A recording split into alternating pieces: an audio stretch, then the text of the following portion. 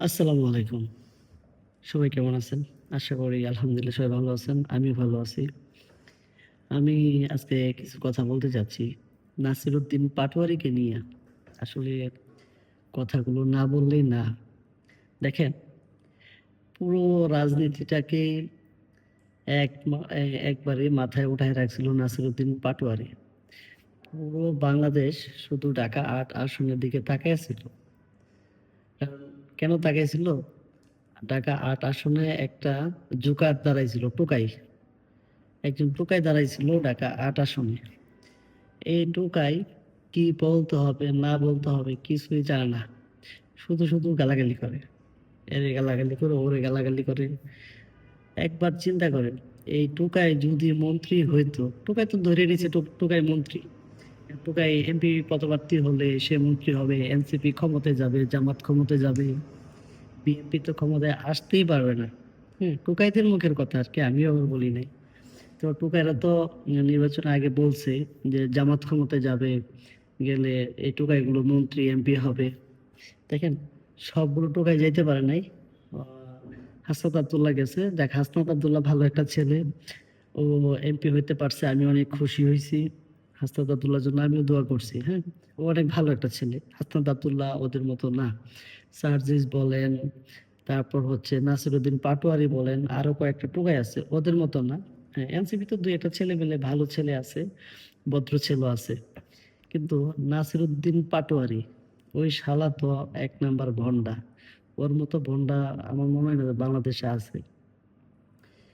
আল্লাহ যা করে দেখেন, আল্লাহ যা করে ভালোর জন্য করে। ওই যদি মন্ত্রী হইতো বা এমপি হইতো, দেশটারে যে কি করতো, দেশে ১২টা বাজায় দিত একদম। কারণ ও তো একটা ছাগল, ভালো মানুষ না, ভদ্র মানুষ না। ওর কথাবার্তায় দেখেন ভদ্রতার কোনো কিছু পাওয়া যায় কিনা।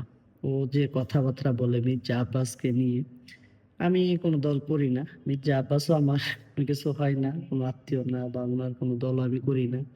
দেখেন, সিনিয়র মানুষ, ওর দাদার বয়সে একজন লোক। ঠিক আছে, তুমি কথাবার্তা বলো। হ্যাঁ, ওনাকে যেভাবে অপমান করছে, যেসব কথাবার্তা বলছে, কথায় কথায় চাঁদাবাজ, চোর, ডাকাত, ন্যূনতম রেসপেক্ট করে নাই মির্জা আব্বাসকে। উনি একজন সিনিয়র মানুষ, উনাকে এভাবে কথাবার্তা বলছে। ওই ছেলে যদি ক্ষমতায় যাইতো রে ভাই, দেশের কাউকে শান্তিতে থাকতে দিত না, সবাইরে নাচাইতো, আর দেশটা যে কই নিয়ে যেত। এই কিছুক্ষণ ধরেন আপনার আমেরিকারে গালাগালি করতো, কিছুক্ষণ ইন্ডিয়ারে গালাগালি করতো, কিছুক্ষণ ধরেন আপনার এই মানে আসলে না, আশেপাশে আরো কতগুলো রাষ্ট্র আছে, কাউকে না কাউকে নিয়ে সে প্রত্যেকদিন কথা বলতোই। কারণ সে তো এমপি না, সে তো মন্ত্রী হয়ে গেছে। না, সে তো মন্ত্রী হয়ে যেত। আর তার কথাবার্তা দেখেন, সে এমপি হতে পারে নাই। সে এমপি হতে পারে নাই। তার আগে কি ধরনের কথাবার্তা, বড় বড় কথা। এখন কোথায় গেল তোমার কথাবার্তা? দেখেন, আজকে তার আর কোনো কথাবার্তা শোনা যাচ্ছে না। সে একদম সাইলেন্ট। আসলে ভদ্র মানুষ বা ভদ্র ছেলে, ভালো ফ্যামিলির ছেলে পেলে যারা আছে, তারা কখনো অগ্রিম অগ্রিম কোনো কথা বলবে না। হ্যাঁ, কোনো কিছু চিন্তা ভাবনা করবে না। হাসনাত আব্দুল্লাহ, দেখেন, সে এমপি হওয়ার আগে বা এমপি, এখন তো সে কনফার্ম এমপি। এখন পর্যন্ত সে কাউকে নিয়ে কোনো কথা বলে নাই, কাউকে গালি দেয় নাই, কারো পিছনে এভাবে কথা বলতেছে না বা লেগে থাকতেছে না। তো নাসিরুদ্দিন পাটোয়ারি কয়টা দিন যা করছে, পুরো ঢাকাবাসীকে, হ্যাঁ, পাগল বানায় দিছে। কিছুদিন মানুষ হিরো আলমের অত্যাচারে হিরো আলমের অত্যাচারে মোবাইলে ঢুকতে পারতো না।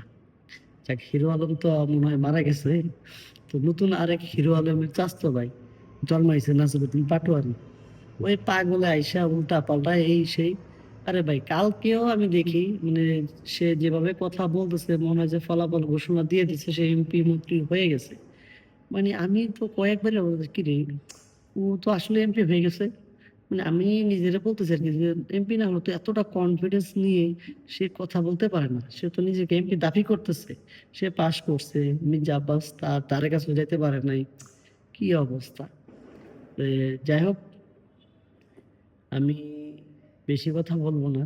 কারণ যারা এমপি হইছে তাদের বিষয়েও আমি কোন কথা বলব না।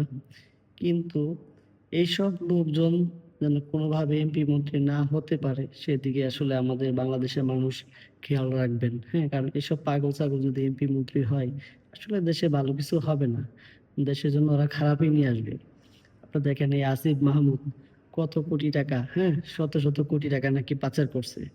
আজকে সকালেও আমি একটা নিউজ দেখলাম যে আসিফ মাহমুদ ১,০০০ কোটি টাকা নাকি পাচার করছে। ভাইরে ভাই, এই ১৫ মাসে যদি এত টাকা ওরা নিয়া যায়, তাহলে ওরা যদি ১০-১৫ বছর থাকতো, ওরা তো পুরা বাংলাদেশটারে বিক্রি করে দিত। আর জামাত ইসলামের কথা তো বলাই লাগে না। ওরা তো ওটা ভাই ৫ বছর না ২ বছর থাকতে পারলেই হইতো। ২ বছরে দেশ বিক্রি করে চলে যেত। যাই হোক, আর বেশি কিছু কথা বলব না। কারণ কথা বলতে চাই নাই। নাসিরউদ্দিনের কথাগুলো শুনে বা ওর কথাগুলো দেখে মাঝে, মাঝে অনেক রাগ হইতো।